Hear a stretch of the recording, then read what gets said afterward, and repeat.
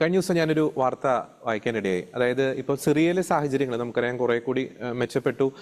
സിറിയയിലെ ഒരു പഴയ ഒരു അരക്ഷിതാവസ്ഥയല്ല സിറിയയിൽ ഇപ്പോൾ നിലനിൽക്കുന്നത്. പക്ഷേ ഏത് നിമിഷവും മാറി പറയാനുള്ള സാധ്യതയുണ്ട്. അപ്പോൾ അതിൻ്റെ ഒരു പശ്ചാത്തലത്തിൽ ഈ ജർമ്മൻ സർക്കാർ മുന്നോട്ട് വെച്ച ഒരു പദ്ധതി, അതായത് ഈ സിറിയയിലേക്ക് തിരികെ പോകാൻ ആഗ്രഹിക്കുന്ന കുടുംബങ്ങൾക്ക്, ഒരു കുടുംബത്തിന് എനിക്ക് തോന്നുന്നു ഒരു 4000 വെച്ച് നൽകി അവരെ തിരികെ പറഞ്ഞയക്കുന്ന ഒരു പദ്ധതി.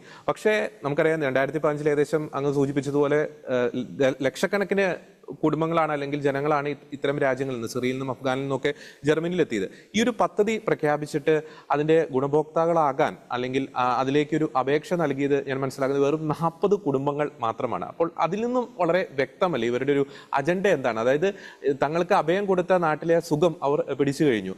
തങ്ങളുടെ ഹോംലാൻഡിലേക്ക് പോകാൻ ഈ അടുത്ത കാലത്തെങ്ങും ഇവർക്ക് യാതൊരു ഉദ്ദേശവുമില്ല. തങ്ങൾക്ക് അഭയം നൽകിയ രാജ്യത്തെ ഇങ്ങനെ പയ്യെ പയ്യെ പയ്യെ നശിപ്പിക്കാനുള്ള ഒരു പ്രവണത, ഒരു അജണ്ട അതിൽ നിന്നും വ്യക്തമല്ലേ? തീർച്ചയായിട്ടും.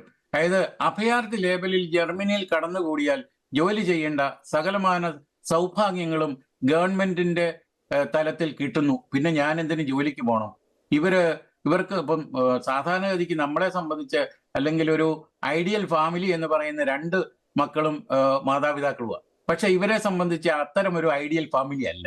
അറിയാമല്ലോ, എത്ര വേണമെങ്കിലും അവര് മക്കളെ കുടുംബത്തിൽ പുതിയതായിട്ട് സൃഷ്ടിക്കുന്നതിൽ ഏറ്റവും മിടുക്കന്മാരെന്ന് തന്നെ പറഞ്ഞാലും അത് അതിശയോക്തിയാവില്ല. അപ്പൊ അതേ തരത്തിൽ മക്കളുടെ എണ്ണം അനുസരിച്ചിട്ടുള്ള ഒരു വീട് പോലും ഗവൺമെന്റ് ഇവർക്ക് തയ്യാറാക്കി കൊടുക്കുമ്പോൾ ഞാൻ പിന്നെ എന്തിന് ജോലിക്ക് പോകണം? എനിക്ക് പോക്കറ്റിൽ അല്ലെങ്കിൽ എൻ്റെ വീട്ടുപടിക്കൽ സർക്കാരിന്റെ സാധനം കഴിക്കാനും കുടിക്കാനും മറ്റുള്ളതെല്ലാം തന്നെ ലഭിക്കുന്നു. എന്നിട്ട് ഇവര് ബ്ലാക്കായിട്ട് പോയി ജോലി ചെയ്യുന്നു, അവർ മെർസറസിൽ നടക്കുന്നു. ഇതൊക്കെയാണ് ഇതിന്റെയൊക്കെ വിരോധാഭാസം എന്ന് പറയും. നമ്മളൊക്കെ ജോലി ചെയ്താൽ 42% ടാക്സ് കൊടുത്തിട്ടാണ് ഞങ്ങൾ ഇവിടെ ജീവിക്കുന്നത്. എന്നിട്ട് നമുക്ക് കിട്ടേണ്ട പരിപാലന, സർക്കാരിന്റെ മാൻഡേറ്ററി ആയിട്ട് കിട്ടേണ്ട പരിപാലന പോലും ഇപ്പം ലഭിക്കുന്നില്ല. എന്തുകൊണ്ടാ? ഇവർക്ക് കൊടുത്ത് ഗവൺമെന്റ് പാപ്പരായിക്കൊണ്ടിരിക്കുന്ന ഒരു സാഹചര്യം. അതുപോലെ തന്നെയാണ് ഇപ്പൊ ഈ കഴിഞ്ഞ പുടിനുമായിട്ട് യുദ്ധം ചെയ്യാൻ പോയി നമ്മുടെ സെലൻസ്കിയും കൂട്ടരും അവരെ എടുത്ത് തോളിലേറ്റി കഴിഞ്ഞപ്പോൾ ജർമ്മനിക്ക് ഇതിൽ പരം ഒരു വീഴ്ച ജർമ്മനിയുടെ ചരിത്രത്തിൽ ഇതുവരെ ഉണ്ടായിട്ടില്ല. അതുകൊണ്ട് തന്നെ ജർമ്മനിയിലെ സകലതും താറുമാറായി. ഇൻഫ്രാസ്ട്രക്ചർ ഇല്ല, ഇവിടെ വളർച്ചയില്ല, ഇവിടെ തൊഴിൽ ഉണ്ട്, തൊഴിലിന് പോകാൻ ആളില്ല. കാരണം തൊഴിലധിഷ്ഠിതമായ വിദ്യാഭ്യാസം ചെയ്തവരില്ല. അതുകൊണ്ട് തന്നെ കുടിയേറ്റക്കാരെ ജർമ്മനി എപ്പോഴും ആശ്രയിക്കേണ്ടിയിരിക്കുന്നു. എന്നാൽ നേരെ ചൊവ്വെ ഇങ്ങോട്ട് കുടിയേറി വന്ന് ജോലി ചെയ്യാൻ പേപ്പർ കൊടുത്തു കഴിഞ്ഞാൽ അത് അവിടെ കിടക്കുകയാണ്. അത് മാസങ്ങളോളമാണ് ഇതിന്റെ പ്രോസസ്സിങ്. അവിടെ എന്തോ അതിന്റെ ഫലം? അവിടെ ജോലി ചെയ്യാൻ ആളില്ല. അവിടെ നല്ല നിലയിൽ വിദ്യാഭ്യാസം ചെയ്തവർ വേണം ഇത്തരം ഓഫീസിൽ ജോലി ചെയ്യാൻ. അത് ഗവൺമെന്റ് ഓഫീസ് എന്ന് പറയുമ്പോൾ ജർമ്മൻ പൗരത്വമുള്ളവർക്ക് മാത്രമുള്ള ജോലിയാണ്. അതിൽ പോകാൻ ആളില്ല. അപ്പോൾ ഇവരെല്ലാവർക്കും തന്നെ കൈയയച്ച് പൗരത്വം കൊടുക്കുന്നു. ഈ പൗരത്വം കൊടുക്കുന്നവരൊക്കെ തന്നെ ജർമ്മനിയുടെ സമാധാനം കെടുത്തുന്നവരായിട്ട് മാറുന്നു. അപ്പോൾ ഇത് രണ്ടും ഒരിക്കലും യോജിപ്പിച്ച് വായിക്കാനോ അല്ലെ നമുക്കതൊന്ന് കോറിലേറ്റ് ചെയ്ത് കൊണ്ടുപോകാനോ സാധിക്കാത്ത ഒരു അവസ്ഥയാണ് ഇപ്പോൾ ഉള്ളത്. അതുകൊണ്ട് തന്നെ ജർമ്മനി ഏറ്റവും വലിയ മികച്ച രാജ്യമായിട്ട് നമ്മളെല്ലാം പുറത്തിരുന്ന് അല്ലെ കേരളത്തിലിരുന്ന് നമ്മുടെ മക്കളല്ല, നമ്മുടെയൊക്കെ ബന്ധുക്കൾ അല്ലെ, അവരൊക്കെ ഞാൻ ജർമ്മനിലേക്ക് പോവാണ്, എനിക്ക് അവിടെ ചെന്നാൽ കഴിഞ്ഞാൽ സൗഭാഗ്യമാണ്, സ്വർഗമാണ്, സുഭിക്ഷമാണ് എന്ന് പറഞ്ഞു വരുന്നവരൊക്കെ തന്നെ ഇപ്പോൾ ഒന്നുമല്ലാതായി മാറുന്ന ഒരവസ്ഥയാണ് ഇപ്പോൾ വന്നിരിക്കുന്നത്. ജോലിയുണ്ട്, ജോലി കിട്ടില്ല. കാരണം നമ്മളുടെ കഴിവ് കുറവ്.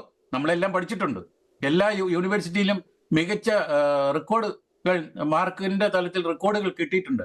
പക്ഷെ അവിടെ കിട്ടിയത് ഇവിടെ വന്ന് ഇവിടുത്തെ കമ്പനികൾ ചോദിക്കുമ്പോൾ ഇവരുമായിട്ട് കോമ്പീറ്റ് ചെയ്യാനുള്ള ഒരു കഴിവ് നമ്മുടെ കുട്ടികൾക്കില്ല, നമ്മുടെ വിദ്യാഭ്യാസം ചെയ്തവർക്കില്ല.